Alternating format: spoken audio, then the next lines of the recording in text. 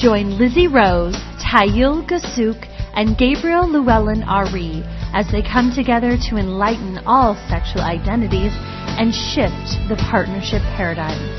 Welcome to Revolutionary Romance. Hello, and welcome to another wonderful edition of Revolutionary Romance, where we are digging deep. We're going right to the core of some issues that you are likely dealing with on some level or another, and of course, that I will say I'm dealing with, and that we're all dealing with, and that whether it's, in relation to someone else or yourself, we tackle all aspects of relationships here on Revolutionary Romance. So it's really our privilege and our honor to be here with you today. Let me begin by saying our dear co-host Lizzie Rose is not with us today.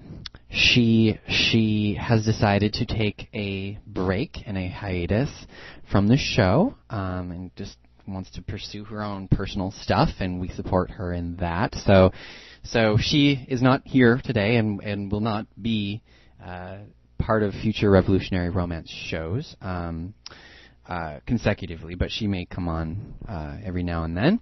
But we're excited because we have some new opportunities with that, and Teal and myself are talking about that. And we won't share that with you just yet because we're not quite sure yet what we're doing, but we're excited to be offering something new and different with that. So our show today, oh my gosh, what a great show! It's already a great show. This show is on self-love, loving yourself, really loving yourself first, like before anything, before job, before your partner, before your creative dream. Just putting yourself and loving yourself first. And I'd like to, before we begin our topic, I would like to do our opening circle, which we do on every single show, and we invite you to do that at home with us right now. And basically, all it is, it's very simple but very powerful. We're going to say two things that we want to let go of, and we're going to call in two things, or we're going to invite two things in. They're just like states of being.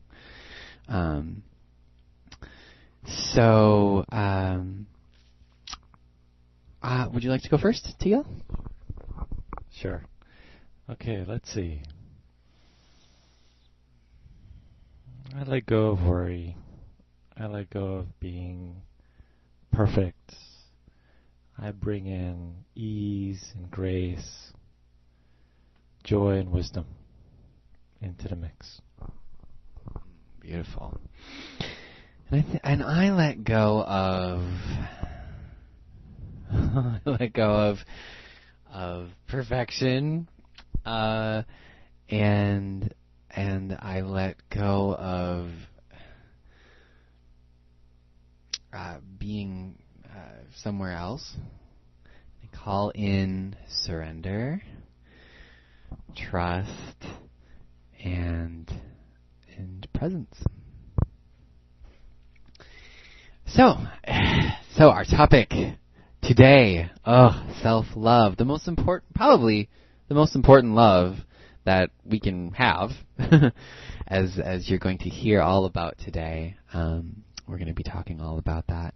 But before we get into that, I'd like to open up with a story of self-love. In fact, the first time I heard this story, I was so motivated by this story that I told myself that I want to do a show on self-love. And so I was so inspired by this story, which I'm going to share with you in a minute. And this story is from The Mastery of Love by Don Miguel Ruiz, who many of you may know wrote the phenomenal book. They're both phenomenal books, but a very famous book called The Four Agreements. And he also wrote a book on love, again, called The Mastery of Love. And there's lots of nuggets of wisdom, but this story that I'm going to share with you now is one of the most profound things that I read from that book. And so, this story is called The Magical Kitchen. So, imagine that you have a magical kitchen. In this kitchen, you can create anything you want. Well, any kind of food that you want. Any kind of nourishment that you need. You can make like a hot chocolate with marshmallows, not too sweet, with just a hint of salt. You know, you can make feta cheese filled stuffed crepes or whatever, you know, that you just anything that you want. Anything that you want in that moment, you can create and nourish yourself with. And because you have this, you want to share it. You have so much that you want to share it. You have all this amazing food, and there are people out there that need to eat, and so hey, it doesn't cost you anything. It's like you have so much to give, so you invite people over, and people come over, and you feed them, and it feels so good that you already have so much, and you're able to just give it and share it so freely, and other people feel so grateful that you're able to do that. And so one day you're doing this, and you're at your house, in your kitchen, and you're magically conjuring up food for all these people who are so grateful to you for this, and your doorbell rings. And so you saunter off to the door, and you open it, and you see a pizza delivery man. And he's got a flashy smile, and he has a way with words, and he says, "Hey, would you like to have this pizza?" And you can smell the pizza, and the pizza smells so good, and it's a pepperoni and, you know, just whatever your favorite kind of pizza is, and he says, "I'll give you this pizza right now, right here, and you just have to do everything I say."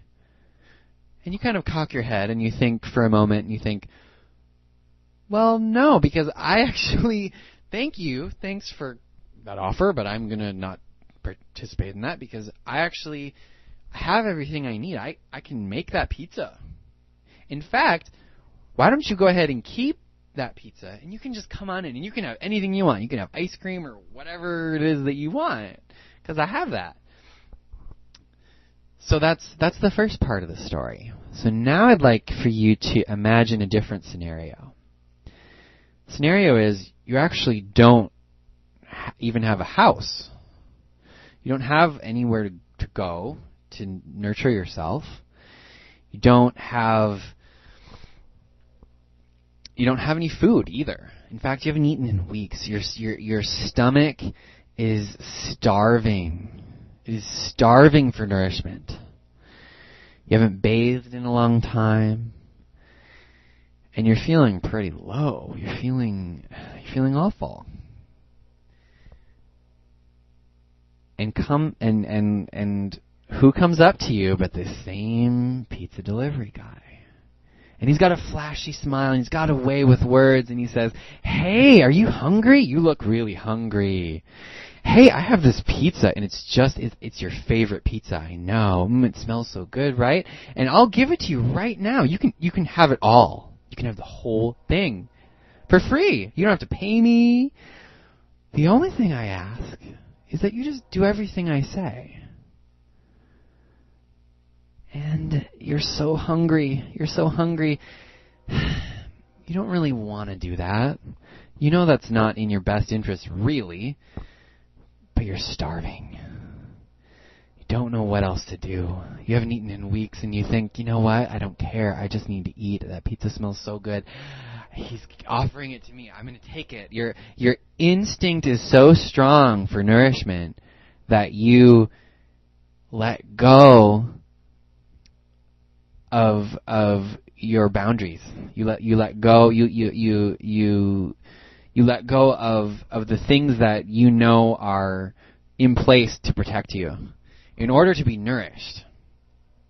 And the whole metaphor, of course, that story is that the nourishment of the food in the story is really a metaphor for love, and that we each within each of us can really have that magical kitchen and create love and share it and have so much that we can just give it and give it and give it and give it and give it and not really need it from another person.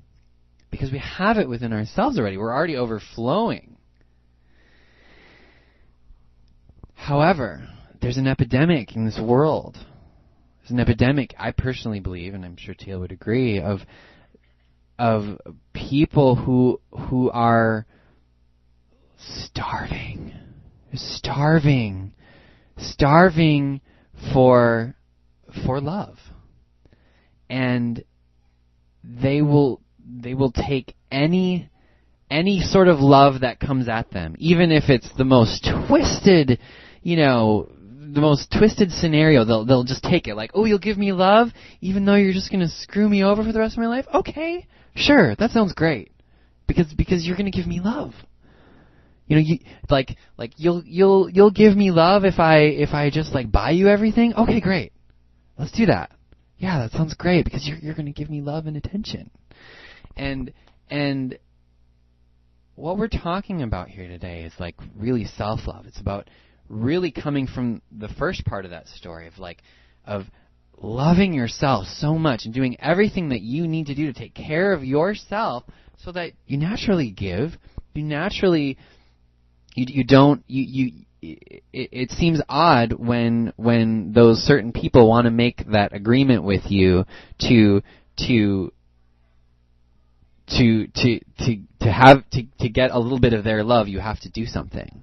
And that's what we're talking about here today. We're talking about self-love, and that's why it's so, it's so crucial in this world to really get that, because it's, I personally believe it's the foundation for our lives. If we don't love ourselves, who can we really love, and who can really love us?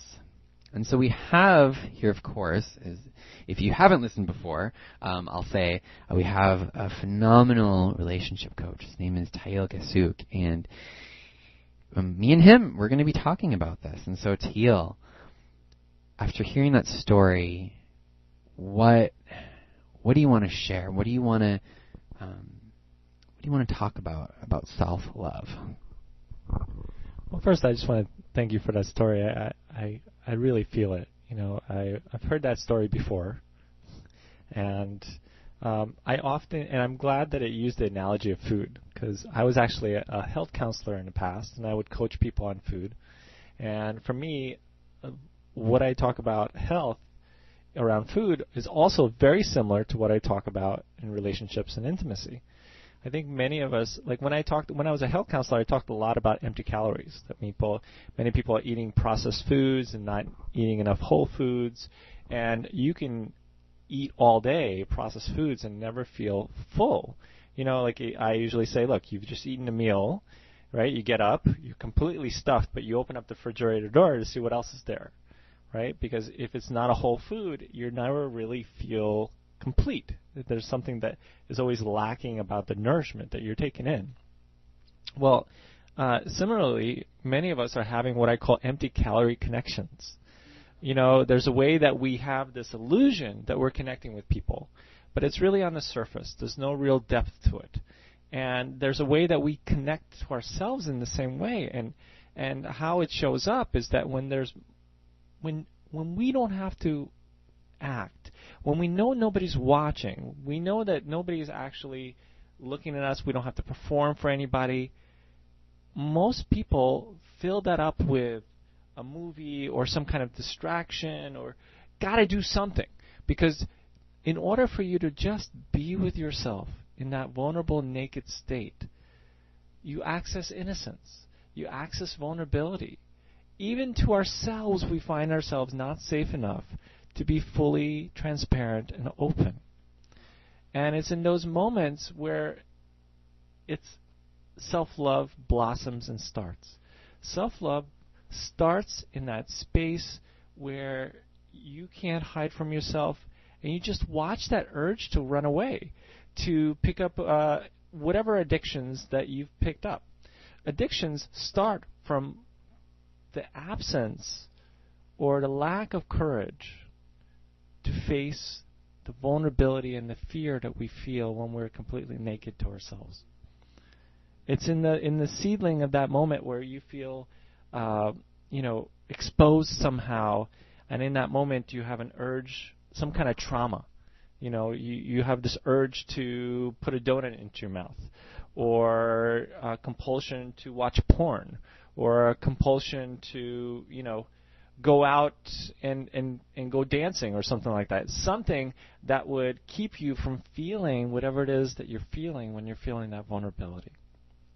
But in that moment, if you honor yourself, if you authentically give yourself permission to hug yourself, to love yourself, to care about yourself, to give yourself this inner pep talk of affection and nurture yourself by truly honoring the sensitivity and the vulnerability that you have. I call this inner parenting. Something happens in you where you blossom into a natural state of curiosity about the world. You don't hibernate. You go out. Things look luminescent to you. You get drawn to people. You get drawn to experiences or situations that naturally bring that vulnerability out in you. And then you have the confidence to actually express it in the world. And then that gives you ease and peace inside of you. And at some point, you're going to look around your life that you created authentically from your own unique state of being, that you get ecstatic and excited about it.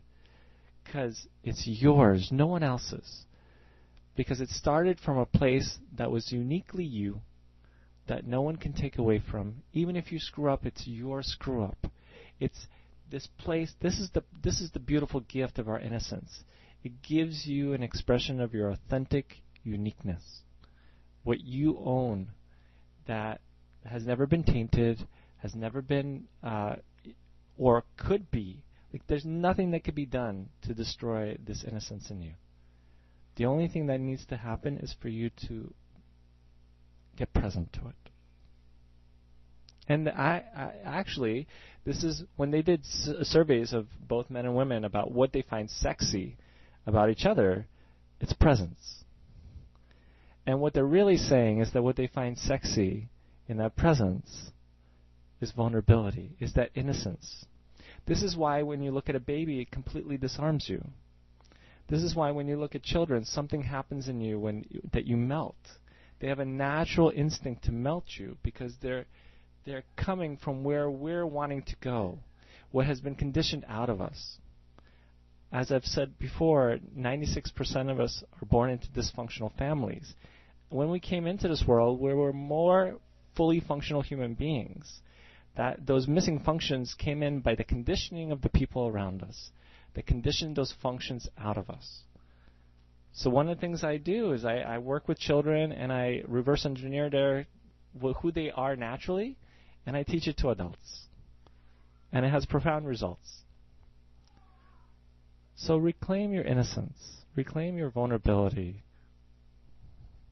That I would say, connecting from your innocence and wholeness of like self-love with other people who are whole and loving themselves, you start having what I call sober loving. If you are connecting in the missing functions that you have with other people who have those missing functions, then you have a tendency to have addictive connections. Addictions occur. Relationship addictions occur. What I call unconscious permissioning occurs. You end up like, how did I end up sleeping with that guy? I didn't want to sleep with him. Something in you did, because it had a longing, a hunger that you never really honored, owned, and talked about, communicated with yourself. So it ends up being exploited by you and the circumstance that you're in.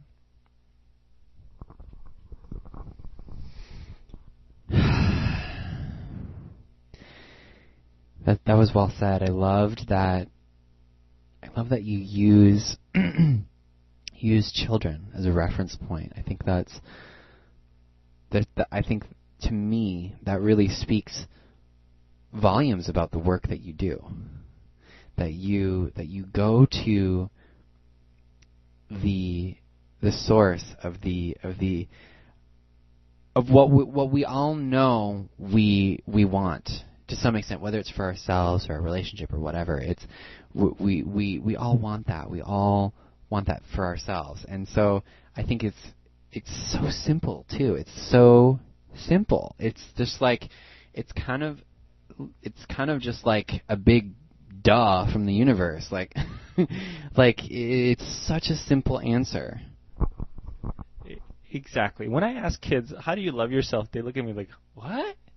What are you talking about? They don't know. The whole concept of self-love doesn't even compute in their head because they're naturally loving themselves. They have natural dignity. Children have natural dignity about who they are and what they want and what they need. You can be clear that if a kid needs something, they'll tell you. They're not afraid to confront. They'll tell you, like, I need this. Hello, I'm hungry, Mom. I'm hungry. They'll let you know. They haven't been conditioned. How is this going to impact the world? This is the parents' job. We're teaching the kids how to, like, hey, you have an impact in the world. Sometimes this is not okay to do. This is okay. And with that comes a conditioning.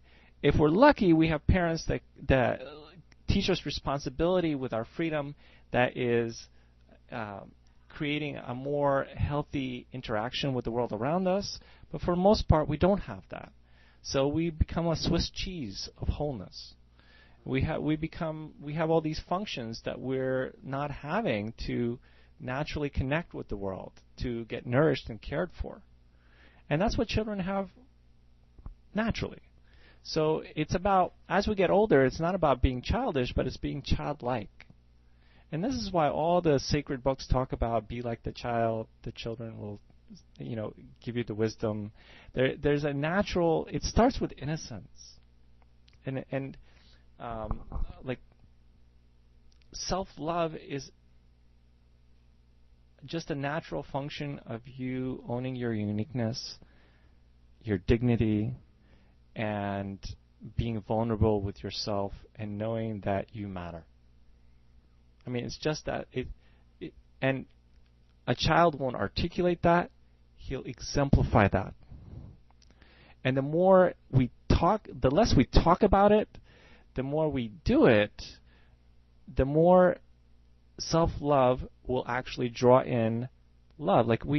Self-love brings forth gratitude and expression of play. This is what I see from kids, right? So I reverse engineered play, because what self-love looks like is that your life becomes a play. You become a joy of ecstatic play in your life. I was a life coach before I was a relationship coach. Okay? I'm coaching this woman. She gets excited by my coaching. I said to her, look, I go to this yoga class that I'm teaching, and the moment I think about that yoga class, I take a deep breath, and I get butterflies in my stomach, and I get excited. I can't wait to be with my yoga students. I'm going to go, right before I came to see you for coaching, I was excited. I couldn't wait to connect with you and to bond with you. I'm going to a radio show. I couldn't wait. I was going to come home to my beloved. I couldn't wait. I was going to play with her kid. I couldn't wait. And I was saying that my whole life is becoming just a big ah. And she got so excited. She went and got so jazzed up, she wrote up this whole thing about how she's going to create more of a stand to have a deep joy and a play in her life. She went to tell her friend. Her friend's like, oh, he must be. That is such a lie. There's no way he's doing that. That's such a lie.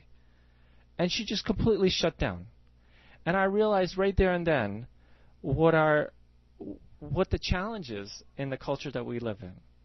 We can't even get excited about our own life, about the joy that is possible in it, because there's some kind of naysayer that's going to come and say, oh, you can't really do that. And it's in that moment where your self-love is tested, truly and authentically tested.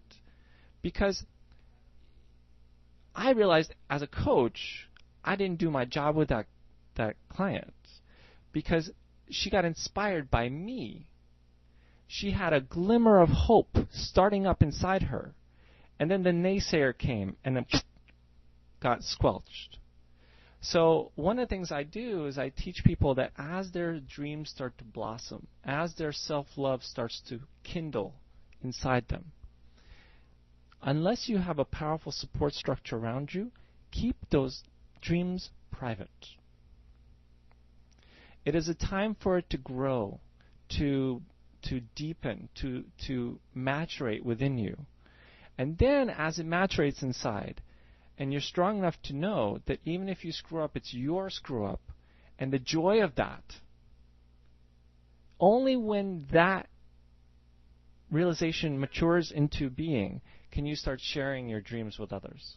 Until then, I don't advise it. I advise an inner relationship with yourself, to yourself.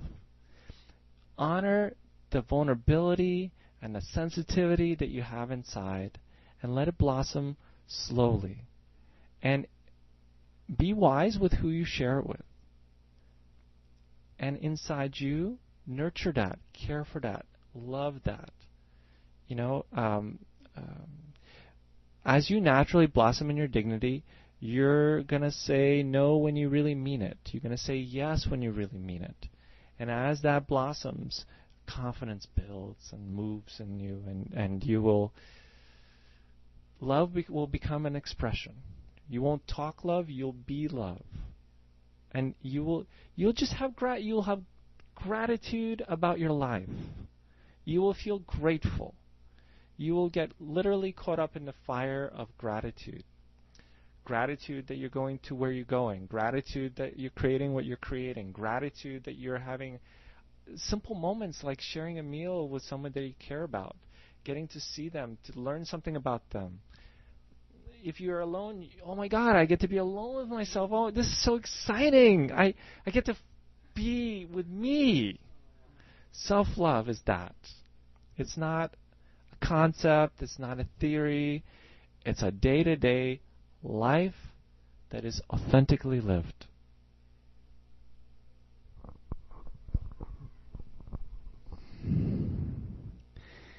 And it, you know, after hearing you say all that, it really is that easy. And I think we definitely live in a society that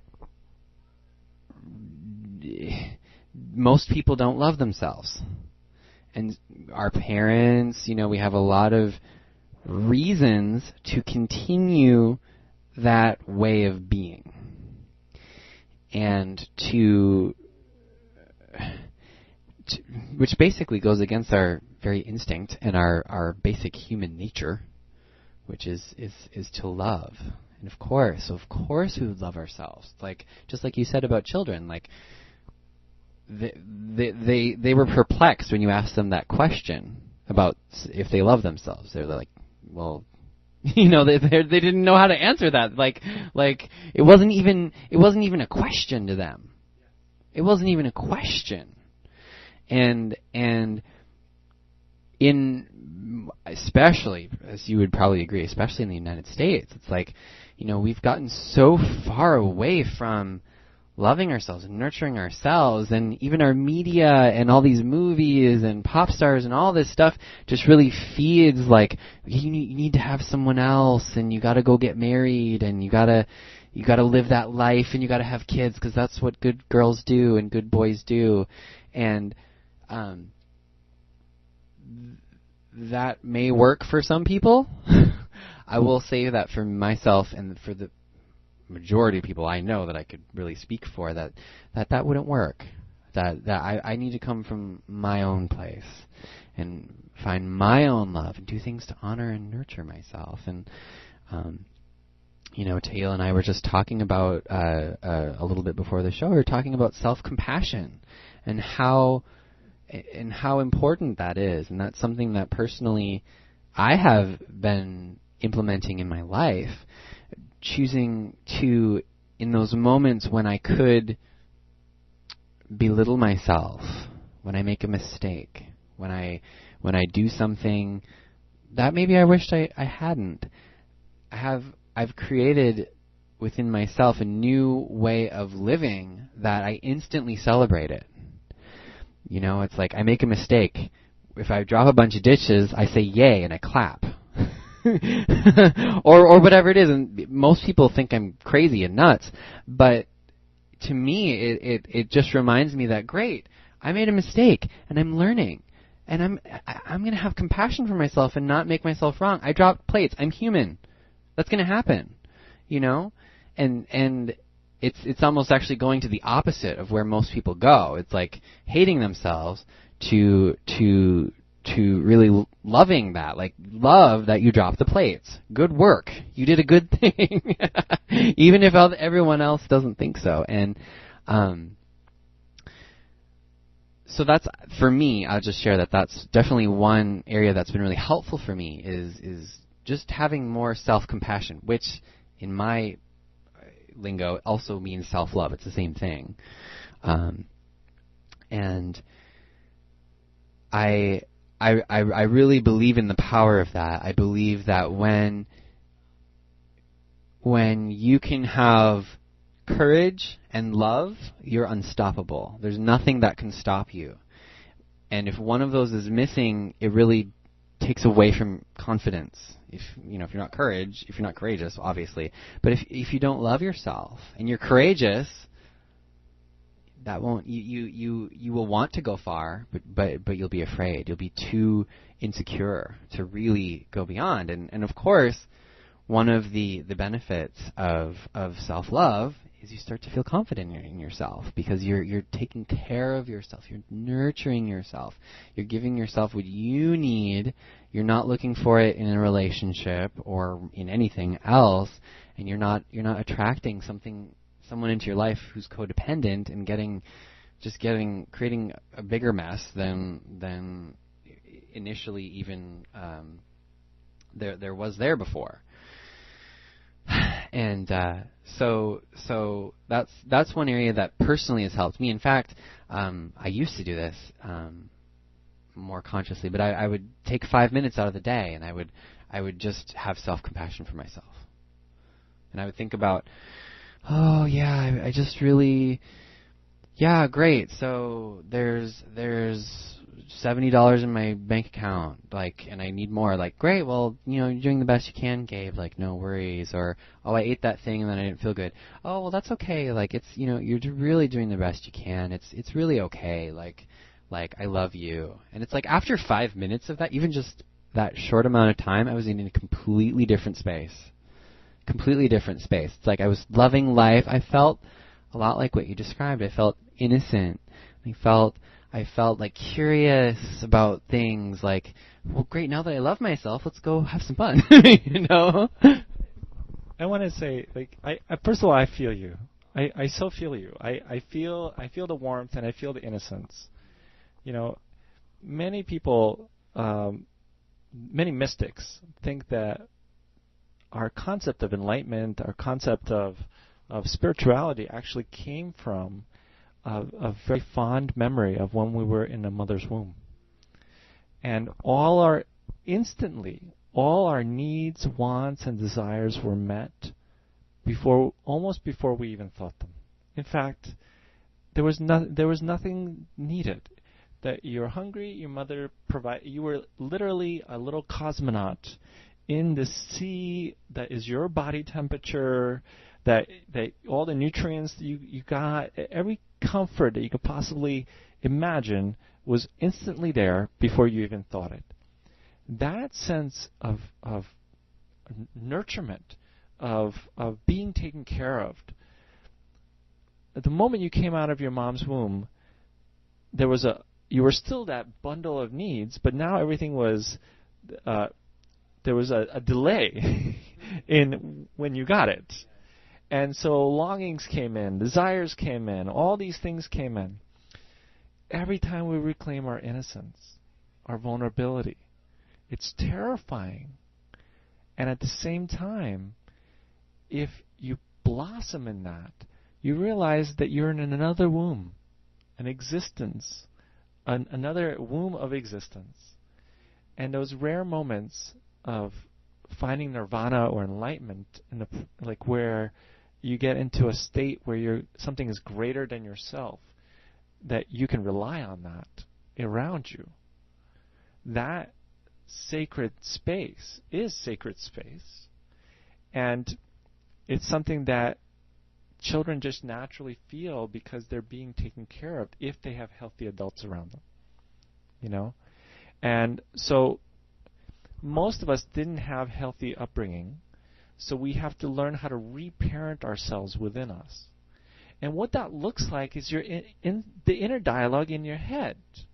You know, like when you make a mistake, as you've mentioned earlier, it's a teaching moment. It's a parenting moment.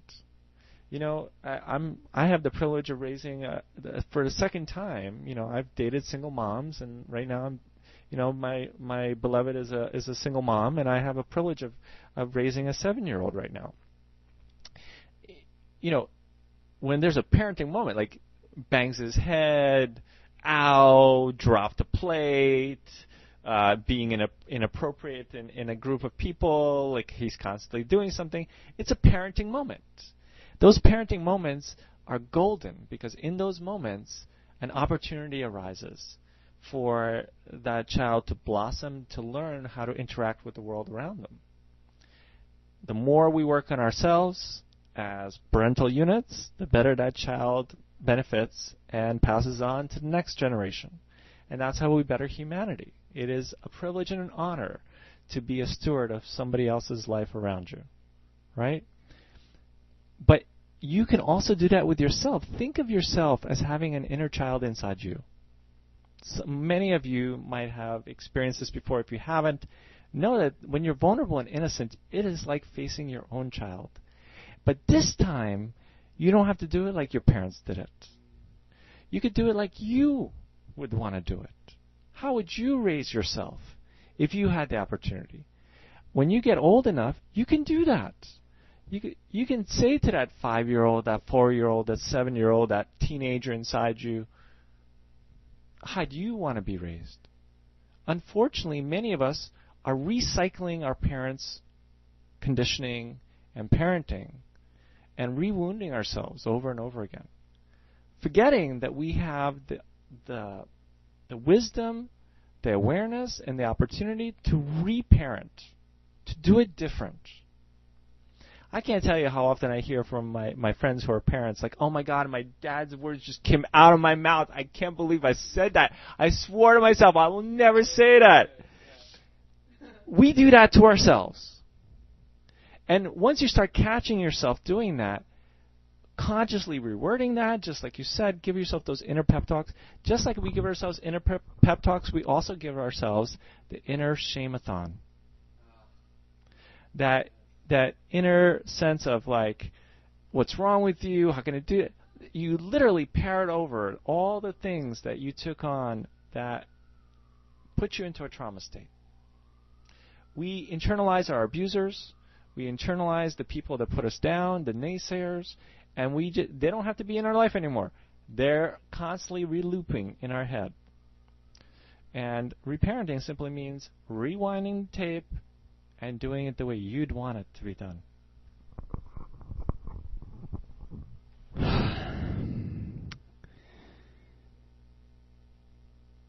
I loved what you said.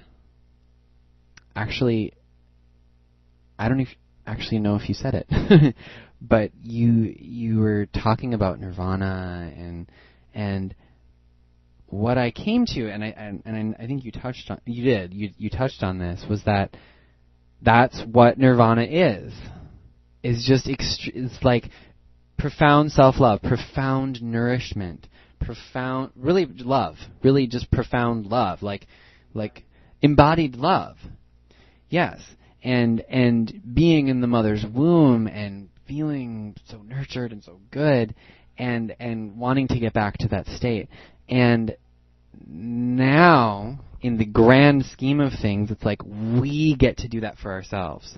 We get to be the parent for ourselves. We get to retrain our thinking, and I just thought that was such a beautiful and poetic poetic way of looking at enlightenment and nirvana is like it's self-love. It's taking great.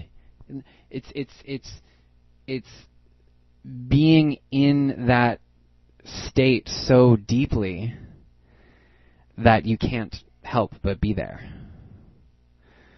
And I just think that that's what we're all just like we talked about before. We're all going back to that. We're all looking for that. We're all trying to find that, and we've been trained in our culture to look for that in addictions and look for that in other people and anything outside of ourselves. When of course we all know that's not the answer deeply. We just know that's not going to work. And when we can really love ourselves, I should say, when I can really love myself, it's like I become a king. I become that. I have that energy. I have the regality and the royalty that a queen would have or a king would have. That like if someone like that is walking through a group of people, the people will naturally part because they're in awe. They're like, whoa, look at that! Wow. Okay, there's some great energy over there. As you're speaking, I'm like nodding. It's like, yes. This regal sense of being that you're talking about, I call this presence. And there's a way that when I teach, I have a lot of single men that come to me for coaching, and they're all like hungry. They're looking for sustainable nourishment of connection, not the empty calorie connections, which a lot of them are getting, but like they come to me so they can have deeper connections with people. So one of the things I do is I teach them this reverse engineered things that I learned from children, and the first thing I do is I teach them how to be innocent and present, and to notice when other people notice their presence. And so I tell them to walk into the room and just notice how many people actually look them in the eyes and feel their presence, and when do they feel the other person's presence, the regal or the king or the queen of the other person. And when that happens, there's a natural curiosity about the other person. It's like, wow, they noticed my presence, and I really noticed theirs. A luminosity starts to occur, a curiosity, authentic curiosity, and then a confidence. Confidence means that you're feeling your fear and doing it anyway. It's a courage that blossoms in that moment. So it's a moment of truth that when somebody notices your presence and you notice theirs, and you can follow through with it. Self-love means that inside you, you're feeling the fear and you're saying to yourself, it's going to be okay.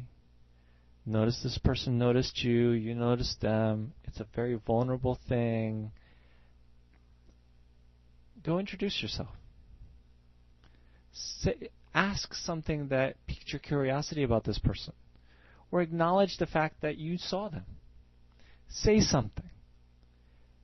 And if you were authentically confident, this person will melt. And you will melt. Your guards will drop. And a melding will happen. And then there's this excitement that you met somebody new. That's the full expression of self-love. You engage in the world around you in an excited way. You become like a child. And regal and wise like a king or a queen. Both held together. Because unlike children, I love being an adult. I love the years that I have. Not childish, childlike. There's a big difference between the two. Childlike, you keep the innocence, but you don't lose the lessons that you've learned along the way. You don't throw away the baby with the bathwater. You maintain the wisdom. All the hardships and the challenges and all the work that you've done through your years, you keep that while you maintain your innocence. If you can maintain your innocence through all the wisdom that you've learned and gathered over the years, it's beautiful. It's deeply attractive. And it is something that mesmerizes the world around you. It's It's inviting. That's the work. When I work with my clients, what they usually tell me is that the world around them feels more like it's an invitation. Like they get invited more. More people start to talk to them. They find themselves surprisingly talking to more people because they're loving themselves. And isn't that the answer to really just about everything? It's like the answer is always love. It's just like it's always some form. It's always the true answer, really. And so often, we get led astray, but the beauty in that is we get to remember. We get to wake up and say, oh yeah, remember I've been forgetting about loving myself for my whole life. Wonderful. I get to do that now because I have this information, this new possibility for myself. I can make a new choice. I can choose right now to begin to love myself more. What would that look like? What is one way that you, listening, that you could begin to love yourself right now? Maybe you could start breathing. Maybe you could think about creating an exercise plan. Maybe you could change your diet. Maybe you could start following your intuition more. Like, I really want to call my mom and apologize. Well, great. Like, it's like it seems complex, but it's profoundly simple. Yeah, the part that makes it feel complex is the trauma. We're a trauma nation, and trauma, by its very definition, makes something ordinary look bigger than it really is. So the response is bigger than it really is. The look about it looks bigger than it is. Everything feels larger. It feels like an urgency and emergency. That's how trauma feels like inside you. When we're scared, which naturally happens when you're vulnerable and innocent, you can either go into the path of the trauma or you can go into the path of the passion. And passion, it comes from feeling your fear and going there, just feeling it. Like some of you might have parents that you need to call. I've known people, my friends, who haven't called their parents in over a decade now, simply because they had bad words, bad taste. I say to them, look, if your parents like in their 70s and the average lifespan is like 75, there's something about facing death that humbles people. You may or may not have the opportunity to reclaim something there, and so have that tough conversation that you might have not had. And remember, forgiving something does not mean that you condone the action. It simply means that something inside you gets to let go and move forward, because that holding on to the resentment, the anger, the frustration simply limits you in the full expression of who you could be in the world. And many of us are holding on to many wounds that we carry in our pits of our bellies and the scars of our heart. Having those tough conversations, whether you actually have it or not, inside you, so that you can let go and move the energy, it'll feel like a rush. In beginning, it'll look huge, like you're facing a monster, but after you do it, you look back and you go, wow, that wasn't as big as I thought it was. But in the front of it, it'll always look huge. And I'm here to tell you, as someone who's looked on the other side of those monsters so often in his life, that don't just take my word for it, look in your life. Look at some of the biggest challenges you've had in your life, and look at them now. Give yourself a moment to acknowledge the dragons that you've faced inside you, and how you've looked and went past that, and then looked back and realized it wasn't as big as you thought it was, and that afterwards it was more of I can do that. If you need confidence, if you need that pep talk about facing the dragons within you, look at the things that you have faced in your life.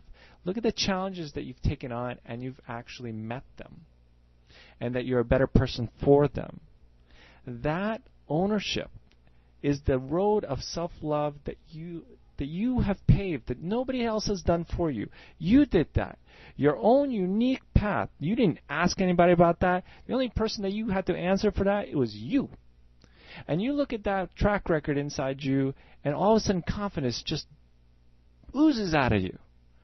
And you take on that dragon, even though it looks menacing and scary, and you go through it because you know you faced it in the past before. Each one of you, I know you can look in your life and you have faced a dragon that you thought you couldn't take on, and you did.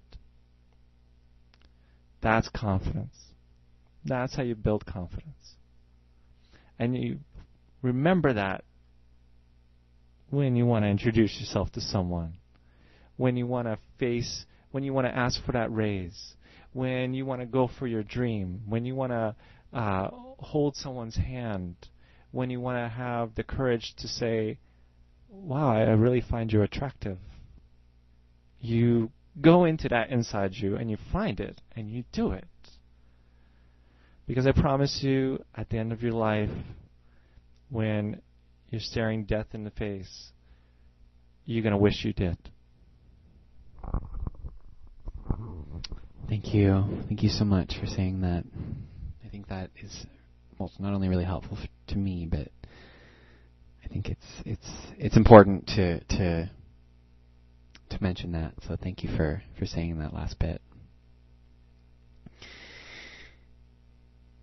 And so right now we're going to be moving into our dating tip of the week.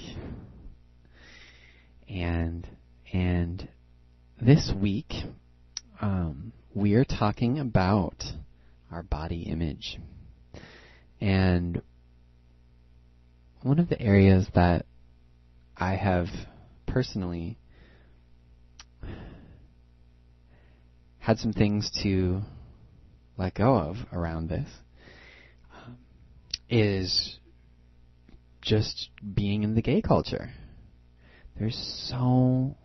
Actually, it's bigger than the gay culture. Being in our culture, looking at magazines with women and men on the cover with all these like ripped abs, and they've got like perfect skin and just the right color eyes, and they look like beautiful dolls. And I will speak for the majority of the people in this nation when I say that I too have that pressure. I put that on myself. I put that pressure on myself because it's normal. It's like our society puts that pressure on all of us, really, not just celebrities. Just all of us to look great. Like we're always just supposed to look great all the time and be perfect and just be models of physical perfection. And it's just not true. It's like I recently was watching some kind of video where they were showing like a before picture of some celebrity, and they looked attractive, they looked nice, and then they showed the after picture, and it was kind of shocking. It was like, whoa, like you really notice her eyes, and her skin is it's like golden luminous, and it's like it's completely artificial.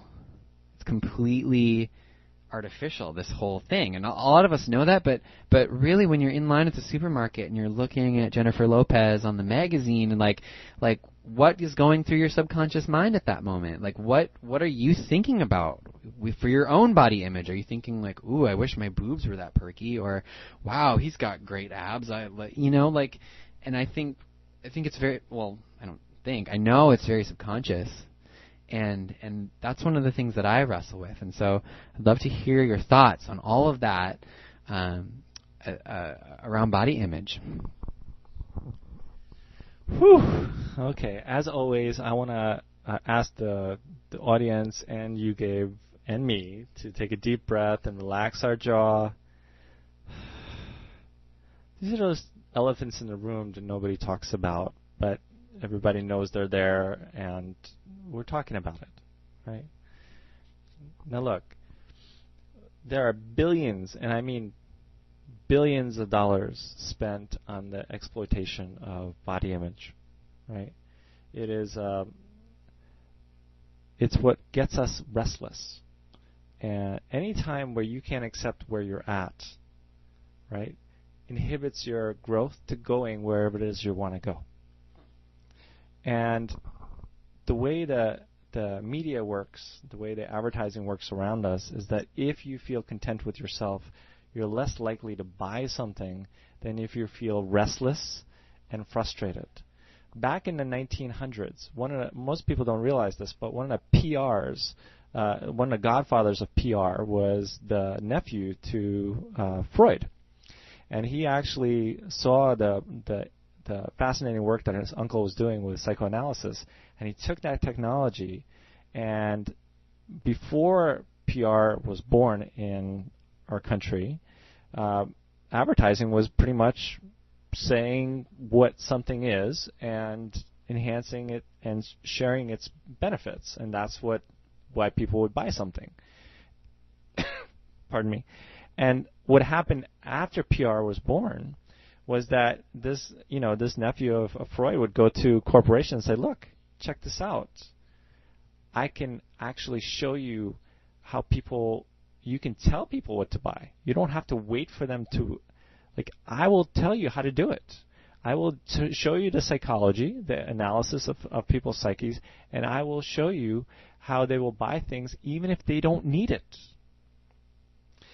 And modern, advertising was born. Modern PR was born. And so there's a way that we're looking at images now, fast forward over 100 years. We're looking at images now that are brilliantly designed over 100 years of evolution, of fine tweaking and figuring out how to manipulate the psyche that makes us feel restless. So that if you don't have that particular product, you don't feel like you're confident enough to sit in front of that person. That is a PR person's dream. That if you're not having that right label deodorant or the right mousse or the right shampoo or the right clothes, then you can't look in front of a person and feel relaxed and confident to speak to them. And so instead of looking in the mirror, what we're doing is we're looking at this funny circus mirror that's all convoluted and distorted, and this is how we view ourselves. And then when we actually look in a mirror and we don't look like the images that we see around us, we have this internal flux that just beats us up like nobody's business. And oh my God, it's like I have this double chin, and oh wow, like my cheeks are more puffy than I thought, and oh my God, I ate a donut, and all this stuff, all this turmoil that goes on inside, and then you wonder why you can't meet somebody. I want to tell you guys, no matter what your body type, what your shape, what your eye color is, what your hair looks like, there's always somebody that's going to think that you're hot and that you're sexy. And it's important that you own that you're hot and that you're sexy, that you own who you are. This is where self-love comes in, body image and self-love. If you truly own your love of yourself, it breaks through that. It breaks through the spell of distortion that you see all around you, that billions of dollars are spent to cast. Because you can break through it. And by doing that, it's self-love. It's the self-pleasure. It's the other radio shows where we talk about actually physically self-pleasuring yourself. Not only in masturbation, but actually making love to yourself. Learning to touch areas of your body that you don't feel comfortable with. Right? And if you are in a relationship, one of the most powerful techniques I learned about having partners empower themselves around their body is talk about the body parts that they feel most shame about, and during lovemaking actually honor, kiss, fondle, touch, and care for those areas on a very visceral, primal level. Teach the body that it's loved. that it is cared for. Not just as a concept, but as a physical affection. In my affection and connection events, as the circle gets deeper and more vulnerable with one another, we bring up the things that we're most afraid to show the world. And we make sure that in that circle, somebody's caring and loving that. If somebody has issues with their belly, we're going to have somebody's head on their belly, rubbing it, saying, I love your belly.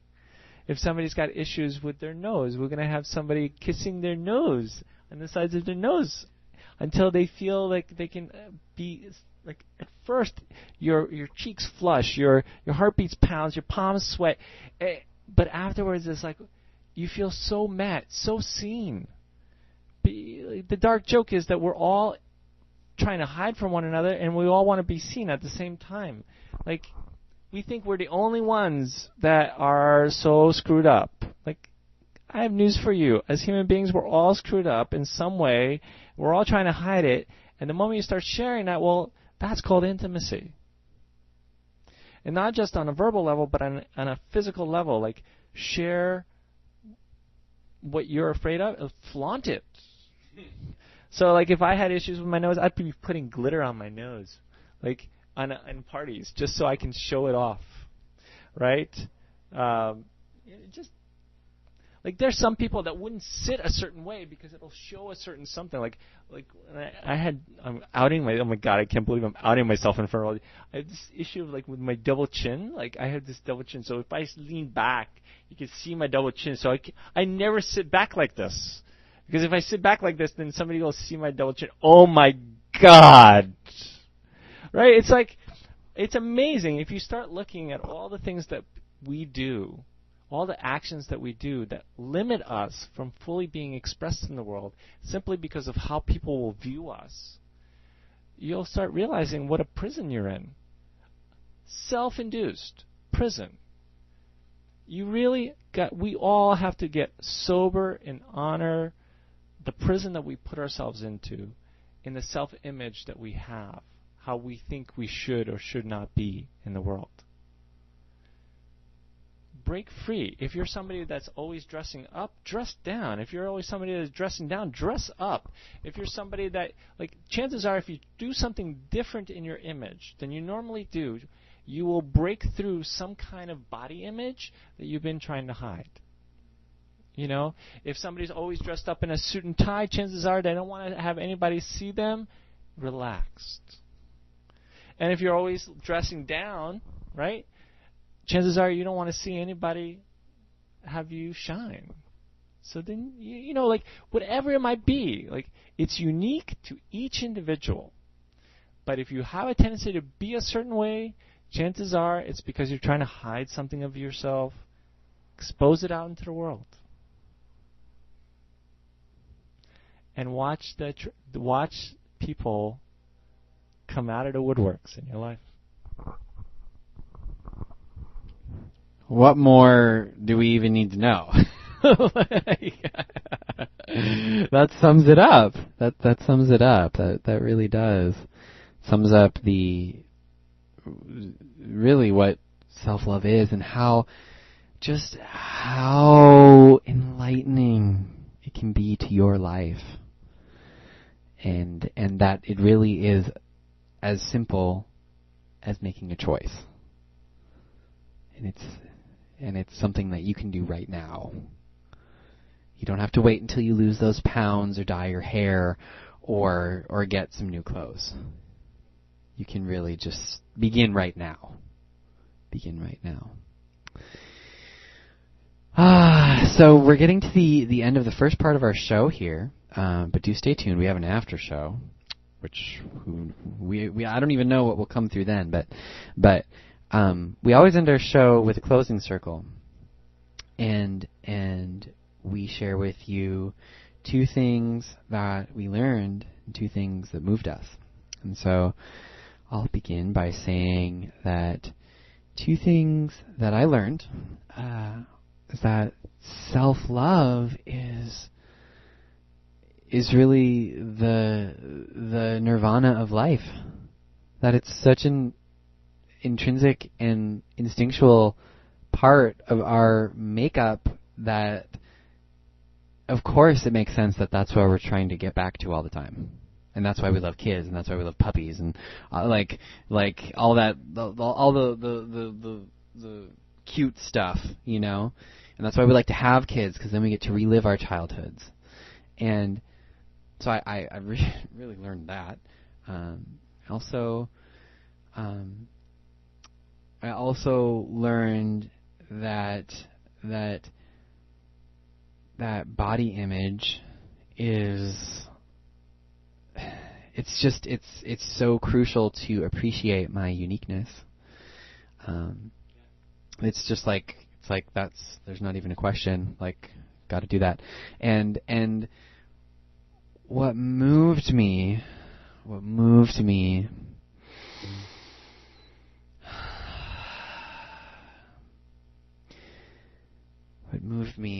the way that the depth of our connection talking about this topic. I feel really, I feel inspired, but I also feel like I did some work or something. Like a part of me got healed, and I was really moved by your willingness really to just go very deep. That's what you're talking about, and I really, everything you said on this show, and I know I say that a lot, but I really felt it, even probably more so than I think I ever have before during this show.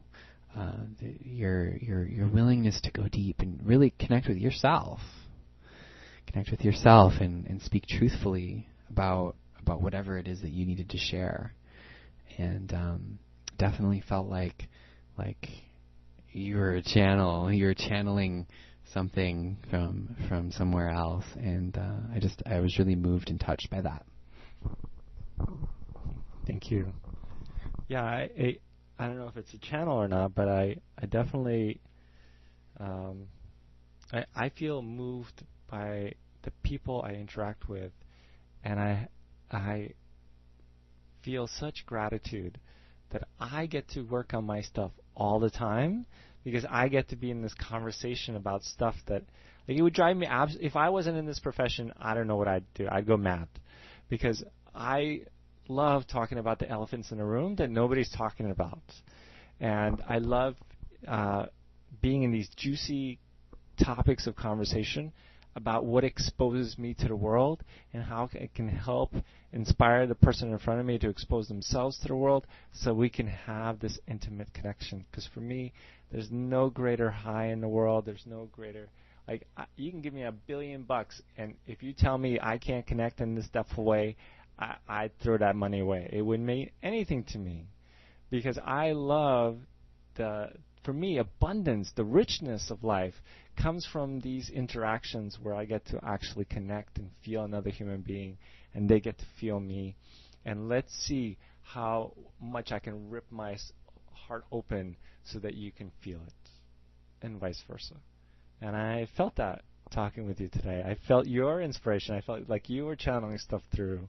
And I also felt like there was a healing in me in our conversations. And I hope that the listening audience is also having their own moments and living their own life, like not just hearing our words, but actually how is this pertinent in their life right now, how they can make those differences in their life. You know, I'm really moved and animated, obviously. What did I learn? I learned that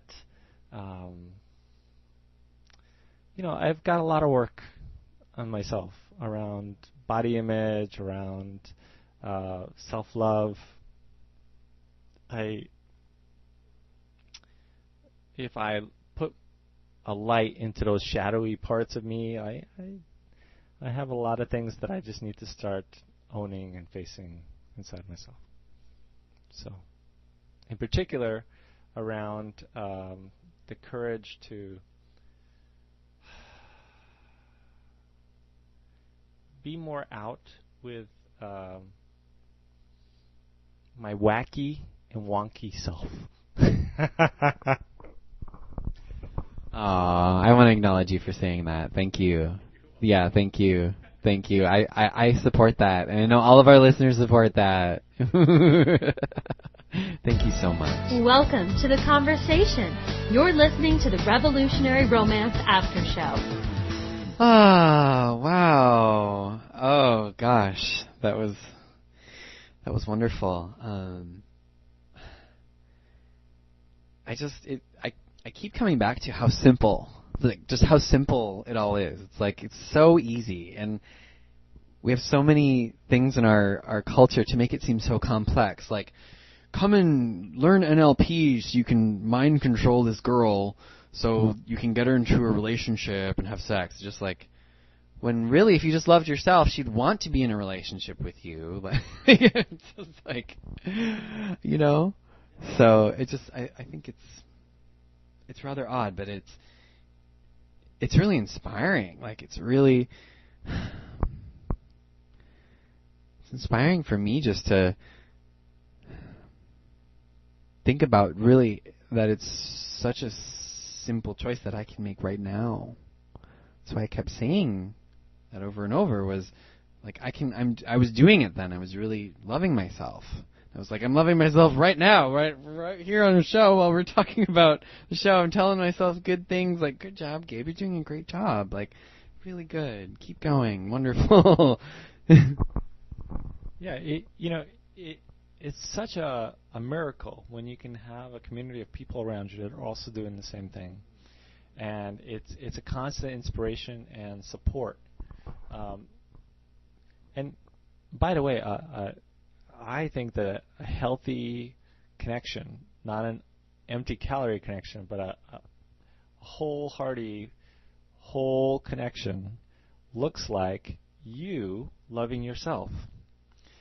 This is, I tell you, I'd have all these workshops and classes for all these different things and all these buzzwords for people to come in about looking for relationships, but I know what they're really hungry for is to be fully connected and self-loved, right?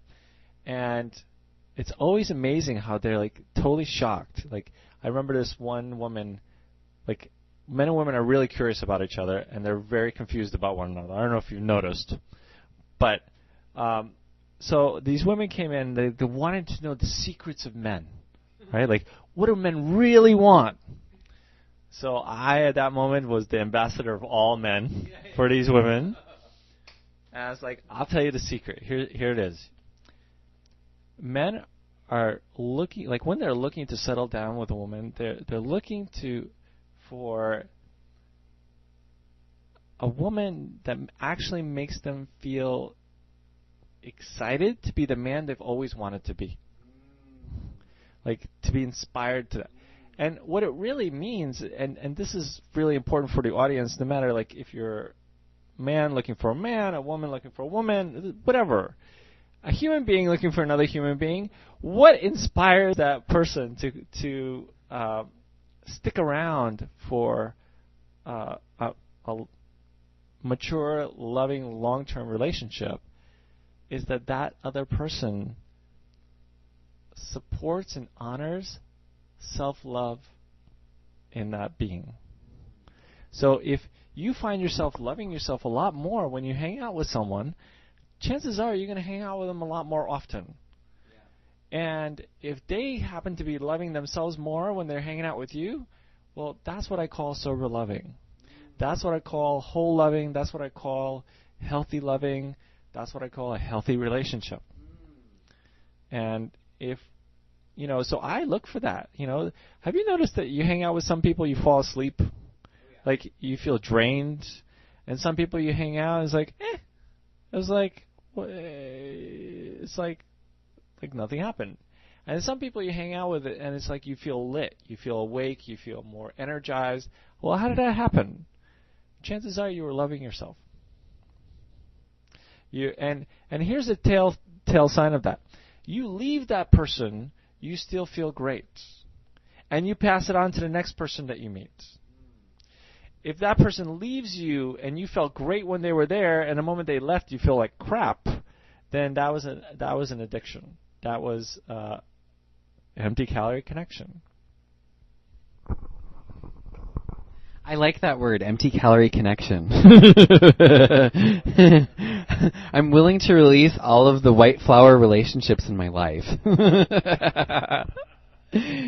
in favor of the whole grain relationships.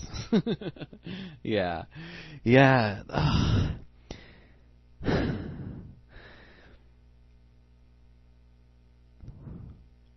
Wow, I'm just really stuck on how simple this all is. Like, it's just so easy. It's so simple. I can't get over that. I feel like I'm a broken record. But really, it's just like, wow, what we've been looking for all along, everything that we want is we just have to love ourselves. Like, wow, okay. It just I really marvel at the beauty of that. I marvel at the beauty that in this world, in this chaotic world, where our minds, a lot of our minds, not all our minds, are racing a mile a minute, and we're gravitating to distraction, to distraction. The answer to all of that, the answer to every single issue that you might have is loving yourself in some way. And it's very vague to say that. It's very vague to just say, oh, well, go love yourself if you have money issues, or oh, go love yourself if you have health issues. But it's like, when you think about it, it's common sense. It's like, if you're having health issues, you need to change your diet probably, and you might need to exercise, or you need to do something different because you've been consuming empty calories or whatever. And it's the same with relationships. It's the same with everything. It's like, if I am attracting low quality relationships that are not what I want, like, for example, I will share, if you listen to my radio show, A Cosmic Love Story, where I go into detail about this whole thing that happened with me and this man last year. I definitely attracted that. I called that in. Like, it was obvious. I called it in. And at the same time, like, that whole story is about learning to love myself. Like, I was looking for my fairy tale to complete me, when I was my own prince. It's like, I was there all along, and he just showed me that. And he's like, one way or another, it's like, actually, no, it's just within you, Gabe. Like, you don't need me, which kind of broke my heart. But nonetheless, that was the moral. It was like, hey, don't get lost in this relationship. Don't get lost in anything. Find yourself. Love yourself. And everything becomes clear. Everything becomes simple and easy. Yeah, and the calling card that you're loving yourself is that coming and going, you make a stand for yourself more so than you typically would, and you support the other person in doing the same. It's a mature relationship. It's not based on filling up each other's holes, but it's based on supporting one another to be the best you can be to yourselves. And it takes a lot of pressure off, because otherwise what ends up happening is that it's tremendous amount of pressure. How couples end up feeling confined to one another. Wow, they start off in this beautiful romance, and then 2-3 years later they're in breakdown sitting in front of me, right? And I was like, and they feel like trapped, and there's no greater turmoil or hell that two people can experience than being in a romantic relationship, feeling like they need it and they can't be apart from it. It's a horrible feeling, and this is what we call relating. And no, that's not relating. That's empty calorie relating, that no matter how much you have of one another, you'll never feel fulfilled, because it doesn't work that way. How healthy relationships occurs that you feel inspired by the person in front of you to love yourself, and they feel inspired to love themselves. And when you come together, there's a celebration and gratitude of that. And that is what we call love. And it's a mature love, because this is where true kinship, true friendship, not just love, occurs. It's like, if the dynamic of your connection is not working to support one another, this is where you say things like that come out of your mouth, like, "Oh, honey, I'm your friend first, and that you go and do your thing. You know, I'm going to be sad that you're not in my life, but I'm so glad that you're doing what you need to do, because I authentically and truly love you." That can't be said if you're addicted to that person, if they're filling up a void in you. That is said from a person who's loving themselves. And those things that we experienced in the radio show, where we said, like, we felt like we healed things as we talked, that's what love feels like. Authentic love, mature love, feels like you're healing yourself just by being you with another person, and them being themselves in front of you. It's a mutual healing. And there's a collaboration of both parties doing that. Well, it's an honor to be able to do this with you in this context. Yeah.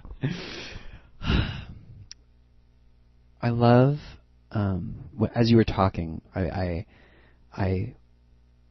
was reminded of Matthew and Tercey's Englehart, the owners of Cafe Gratitude.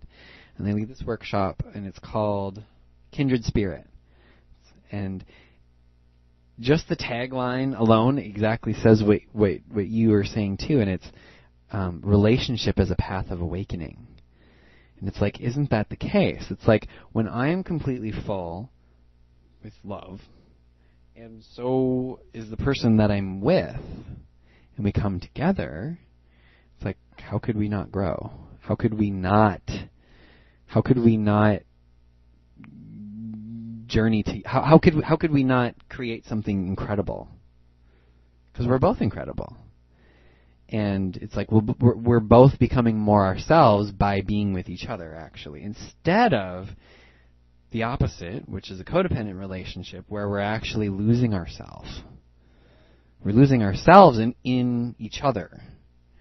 And it's may not be easy to see that sometimes, but it's obviously apparent when there's two people who are full and are in love. Like, you just know, like, they love each other. Like, it's obvious.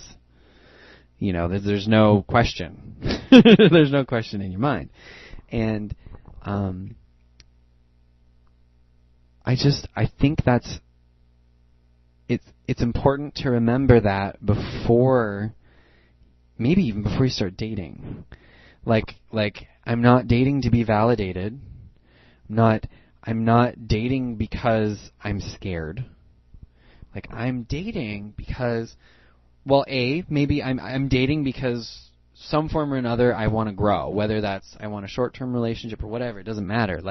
But in some way, I'm looking for something different, which I think most people would agree to, at least that are in a healthy space. I'm curious. I'm curious.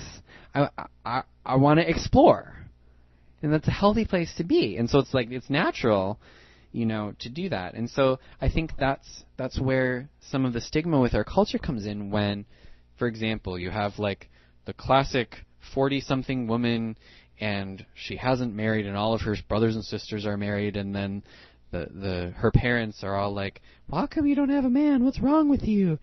And to some extent, they're right. Like, they're kind of like, hey, you're not loving yourself. I mean, they don't say it like that, but it's a lot harsher, actually. It's usually much more harsh. But even our society recognizes, like, you're not curious? Like, why aren't you curious? You're not even curious to, like, explore? that doesn't. Why? What's going on? Are you okay? So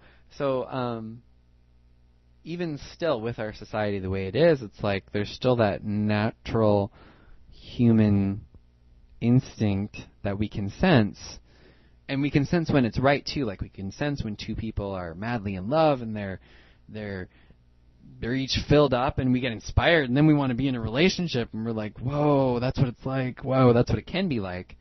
You know, that's what I could be like in a relationship, and that's personally what I want. You know, that's what I'm calling, and that's what I'm ready for.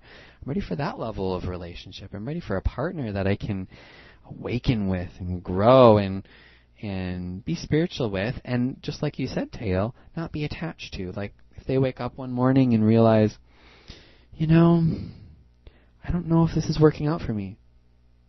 Cool, like that's okay. You know, I'm not opposed to that. I think it's important, which I'm sure you'll agree. It's like it's important to feel a sense of freedom. If I'm in some respect constraining my partner, he's not going to want to be with me like for very long. Okay, and just to be human about this, and for the record, there's when you feel abundance, there's infinity. And when you're feeling animalistic, like primal, there's the fragility of you. There's like the bundle, like you are aware of your needs and your hungers, right? So imagine for a moment that you were in a circle, and there was a limited supply in that circle. What ends up happening is that if you're in your like animal instinct nature, which all of us are, our bodies are animals as much as human, and that we evolved from animals. We have an animalistic instinct in us, and if there's a lack of supply in the middle, there's going to be a sense of survival of the fittest. There is this like natural arr, arr, arr, arr. If you shift that, we have an access to our angelic selves or our divine selves or the spiritual self of us. And in that, we have an awareness of abundance, that there's no lack anywhere. Infinity simply means that there's no beginning and no end. There's endless supply.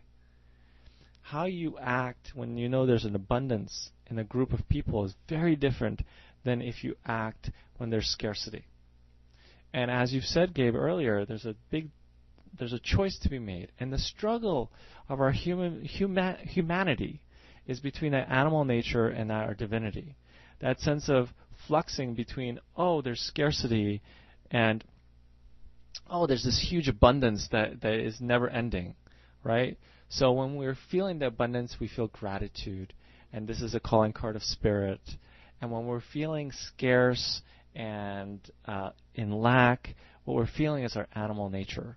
That is instinctual, which is where all our trauma points come in and so forth. And our humanity is about creating this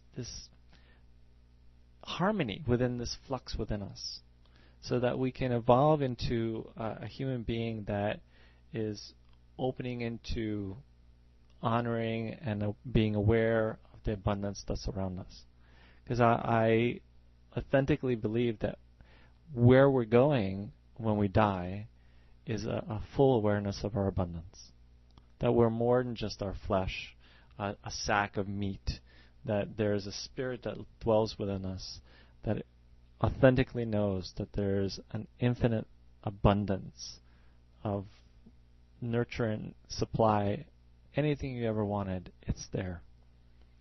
You know, and the more we can embody that spirit in our flesh, in our body, not just as a concept, but actually live it, our life becomes a play, a joy, an ecstatic celebration of life. And,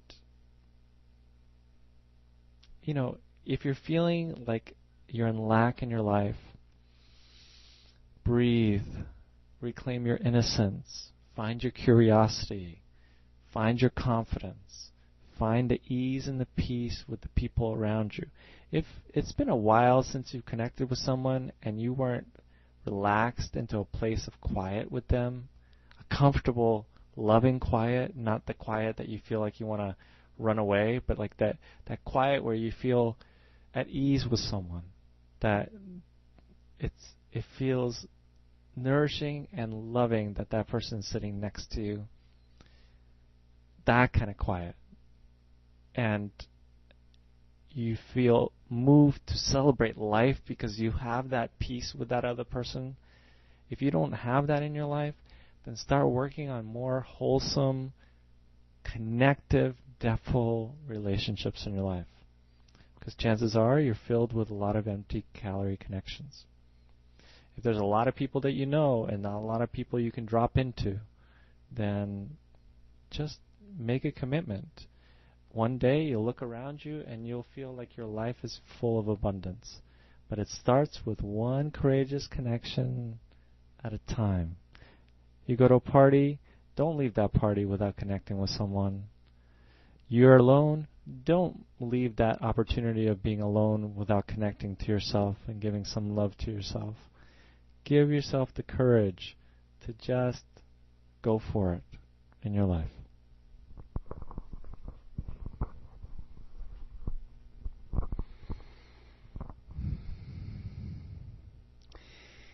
Yeah, it's oftentimes it's oftentimes so much more difficult, or at least it seems so difficult.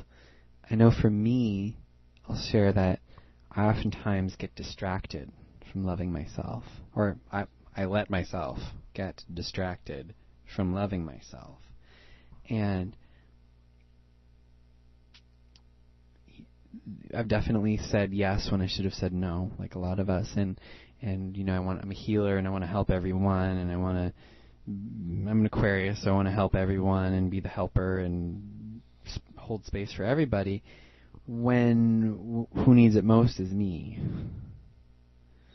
And that sometimes is a really difficult pill for me to swallow. Like, I have a really good friend right now who is going through some very difficult financial times, like really, really difficult, like kind of scary.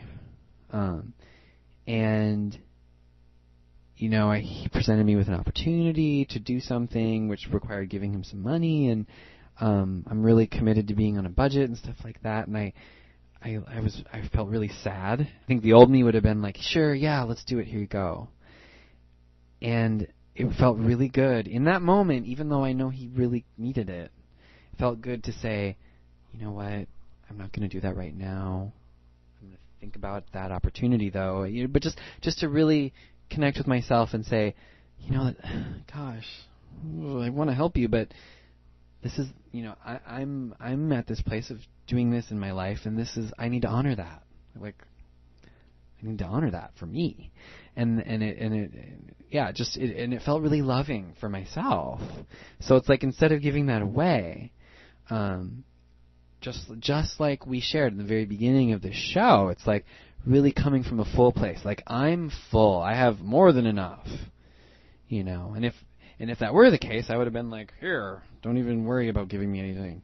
But you know, it's like I'm still on my way to getting into that place, at least with my finances. And so it's I just think it's interesting how, well, it's not well, it is interesting, but it's just cool how life often mirrors that in so many different ways. It's like, oh, you have an opportunity to choose to love yourself right now, and you're really going to want to say yes.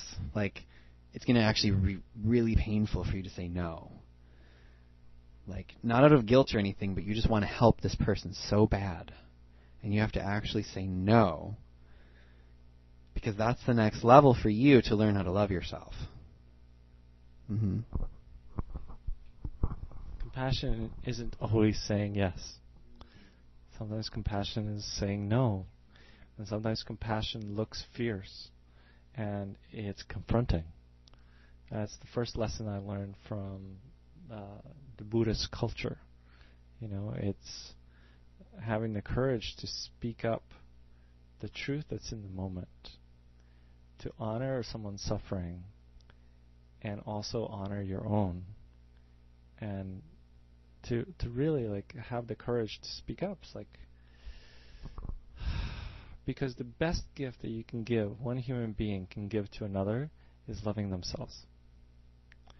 The highest gift of love that you can give to another human being is to love yourself. And the moment you stop doing that, you know, like I always talk to parents as, look, you can say all these things you want to your kids, but they're going to follow what you model, not what you say. And if you model love, self-love, to another human being, there's absolutely nothing higher that you can offer that person who's suffering than to model your own love. Because eventually, that's what they're going to be embodying themselves. I heard this quote a while back, and it's exactly what you said, but with a little different words, and saying the best present that you can give is your presence. Best present that you can give is your presence. And I even think there was a couple birthdays where I was financially pinched, and I actually said, like, this is my present to you. It's me being here. This is my present. And that went over well sometimes, and other times not so much. But yeah.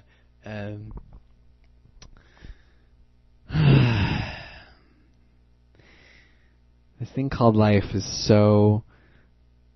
just so cool. It's such a ride, isn't it? It's just like, you never know where you'll go. You never know who you'll meet. You never know where your next opportunity is to grow. And the cool thing, or one of the cool things about life, is that, gosh, it is just freaking unpredictable. And you will have opportunities to choose to love yourself that you can't ever see in your mind. Like, ever. And you may even not even think about that in the moment when that's happening. And you might even think back and realize, wow, well, I really should have chosen differently. Do that next time. But it's really all within you. And how many times have we said that? Like, I can't count how many, but it really is just all within you. And there's no, it's really impossible to get it outside of yourself. Yeah, that self-love, the dignity. There's a sense of authentic dignity that comes. The saying the yeses and the nos authentically out of self-love, and over time, it's so beautiful to watch a friendship and a kinship that forms with you to you. It's so beautiful. It's palpable. You could feel the people's relationship with themselves when they are. It's what people call authenticity. Like, when you feel someone and you get moved by them, what you're getting moved by is they're relating to themselves. You know, if somebody, like, when somebody says, I don't resonate with that, what they're really saying is they don't feel the relationship with yourself to yourself. And because even if you say, like, if you say the wrong thing, if you say the whatever, and you're connecting to yourself, it's going to make impact on the world around you, because it can't help but not do that. It's inevitable. Even if the person is not conscious of the impact in that moment, eventually it'll catch up. It's like a heat-seeking missile that will find its mark, right, through the heart, to where it needs to go. Because ultimately we're all seeking to love ourselves in a more profound, more loving way. So anytime you do that with yourself, for yourself, the other person just lifts up. And when you have more than one person gather around you that are also loving themselves, and you're in this group, abundance just fills up. And it's like, all you want to do is celebrate together and have fun together. And, you know, in that moment, you are the richest person in the world. Really and honestly. Because, my God, like, to break bread or to just share a meal, a smile, a sparkle in someone's eye. I mean, I know I'm starting to sound poetic, and I know me and Gabe are starting to sound kind of lit, but we are. We're giving us, like, we're going back and forth, honoring ourselves, loving ourselves, and all of a sudden there's this space that's being filled up with abundance and joy. We're both smiling. We're both, got a glint in our eye right now. And, you might, through the radio, start feeling how good we're feeling because we got all these good chemicals flowing through our body. We're feeling the oxytocin, which is a bonding chemical. We feel a sense of euphoria. All these endorphins are popping through us. And all this by simply talking about self-love. I mean, because we're not just talking about it, we're embodying it right now. And I invite the people in the airwaves to do the same. Really just give yourself the space. Like, be hokey. Be as hokey as you possibly can. It's like, oh my God, I love myself. I love my body. I am so awesome. I am amazing. And I can do all these things that I've always wanted. Yeah! Oh, that was great. Yay for you being yourself. Your wonderful self. Oh.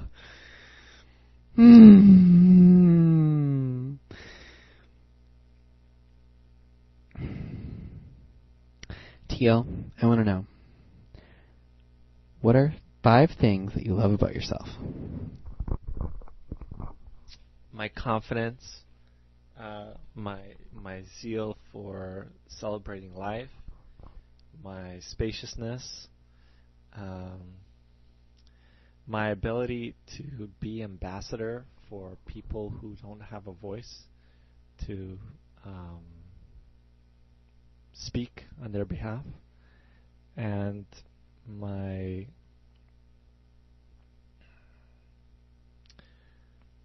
harmony of being in the right place at the right time with the people I really like to be with. I will agree. You do. I do bump into you in the weird, like, this the most perfect places, the most perfect time, exactly when I need to talk to you. You do that. You do have that. I acknowledge all of that within you. Oh. Well, gosh, it is. Oh, okay. He wants to talk more. Well, no. And now I want to ask you 5 things you love about yourself, Gabe. Let's see. I love that I'm really fun.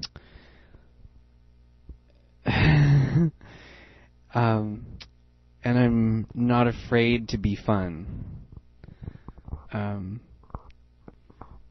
the past, though, just with people I'm interested in, but the majority of people, I don't even care. Like, I just don't even care. I just want to have fun. So, I would say that. I love that I'm creative. I'm so creative. Oh my gosh. I love that. I love that. Another thing I love about myself is that I like putting myself out there, and I like challenging myself, doing something that I am afraid to do, and then doing it, or like even just like with radio or with YouTube or whatever, just like, gosh, I'm nervous. Okay, great, here we go. So I like that. I love that I am committed to my own growth spiritually, very much so, and I won't stop until I get a truthful answer. Like, I'm very tenacious. And lastly, I love that I really love to connect with other people. Because that's the whole reason I'm doing this radio show. The whole reason I started the radio station was really, or is really, to create a new earth, and through connecting to yourself, and therefore then with other people, discovering who you truly are, inspiring you to do something different with your life, creating within you a new paradigm that you have for the world. I mean, that's the whole reason I'm alive, doing what I do with every single thing. It's like that's my mission here in some form or another. So that's why I'm doing this, and I won't stop. I won't stop until. Well, I just won't stop. Actually, I will never ever quit. I will always go. I will always be a hard worker, and I'm not afraid of that anymore. So I was for most of my life. But I'm so grateful for this show. I will say that this show, you, Tail, have changed my life so much. I haven't even known you that long, but I feel like I've known you my whole life. I feel like you're a member of my family, and Viviana too, your partner. And it's just such a pleasure to. Okay, I'm going to pick a different word than pleasure. It's just such an honor. Such an honor to be able to learn and grow from you and with you, and to be more myself as we journey down this road together. Like, to be more and for you to be more of yourself too. Even just today, seeing you be a little bit more you is great. And I really treasure our connection, and I treasure you listening too. You're the whole reason we're doing this. I mean, or at least the big majority, of course, because we feel called to do this, but also it's like we feel called to do this for you. I mean, we wouldn't just be recording ourselves and then playing it back to ourselves. We probably wouldn't be doing this. So, but I want to thank you so much for tuning in and for listening and for being committed to changing your own life and for doing whatever that is necessary to take or to do so that can happen. And that's one of the things that we really do on this show. Yeah, ditto that. My greatest wish for everybody that's listening in the audience is that you feel honored to be in the connections that you have and that you're in, and that you feel truly filled with gratitude and honor, and that you just can't wait and be excited to see them and be with them and be lit. And vice versa with the people that are in your life. May your relationships blossom. May your community be a rich one. And may you always have the courage to take that leap of faith within you when you feel uncertain inside, and jump towards being scared and doing it anyway.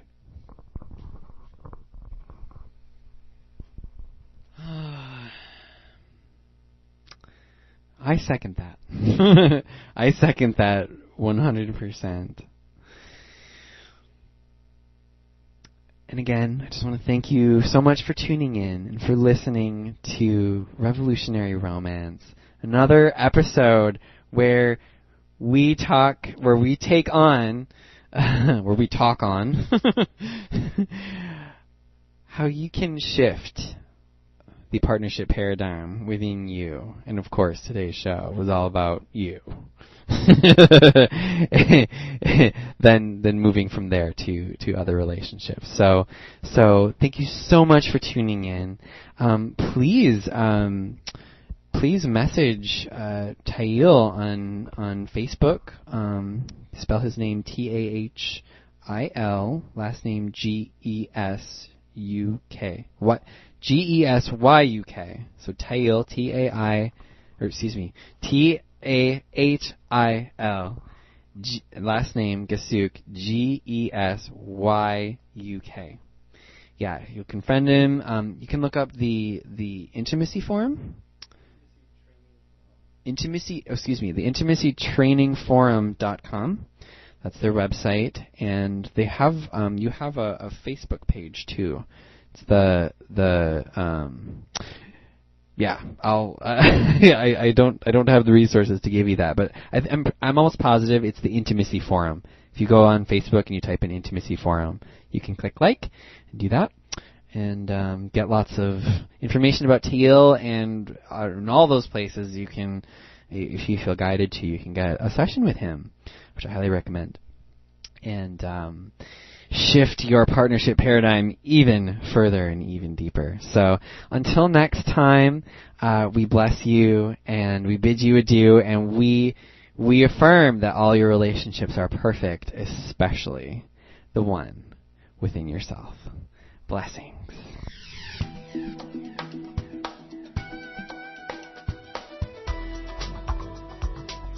Realms Radio, where spirit rocks. Realms Radio is sustained by listeners like you. Thank you both for contributing your time as a listener and your financial resources. Every dollar you give comes right back to this station, allowing us together to bridge a deeper awareness and connection to all of life and all of humanity. We also affirm whatever amount you contribute comes back to you tenfold in a multitude of miraculous ways. Thank you for your generosity and for supporting Realms Radio. Would you like to receive empowerment, help, and healing from heaven and the angelic realms? Schedule your one-on-one intuitive reading with me, Tana Newberry, the Angel Gal, and hear from all of your heavenly helpers and loved ones in spirit. Whether you're seeking guidance about your career, your love life, your life purpose, or anything else that can bring you more peace and more joy, I am happy to help. Learn more about my services and how to receive a free consultation at my website, www.theangelgal.com. And don't forget to tune into my show, Dedicate This Day, Monday through Thursdays, 9:30 a.m. and 4 p.m. Pacific Standard Time, right here on Realms Radio.